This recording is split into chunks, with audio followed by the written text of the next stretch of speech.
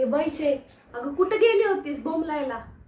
मग कधीची फोन लावते तू उचल ना.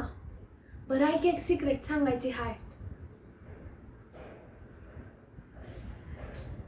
काल रातच्या पारी रम्या माझ्या घरात आला होता आणि नुसता घरात नाही, माझ्या चादरीत बी शिरला. वय अगं आई आई आई गेली आजीकडं. मग मी आणि माझे आप्पाच होतो की घरात. म्हणलं आता काय, माझा जीव घशाशी आलाय. आप्पा पण खालीच झोपले होते. मला तर काय कळच ना. पण म्हणतात ना, माणसावर वेळ कशी बी येऊ दे, माणसाचं नशीब एकदम चमकायला पाहिजे.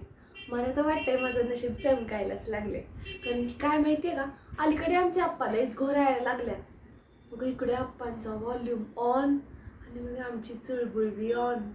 इकडे आप्पांचा व्हॉल्यूम डाऊन आणि आमची चुळबुळ बी डाऊन. असंच अप अँड डाऊन होत होत 1:15 वाजले पहाटेचे. मग म्हणलं अरे देवा, आता तर म्हणत्या आमचा कोंबडा आहे ना, तो 4:30च्या सुमारास वरडायला लागतो या.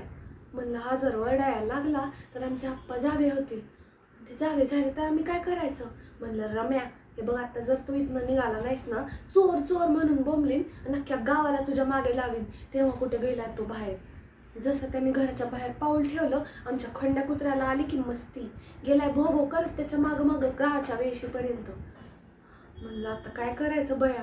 आणि त्या खंड्याला बघून या म्हणत्याच्या पण काय त्याला स्फुरण चढलं. तो पण डोकं डो करतो बी त्याच्या मागं पळायला लागला.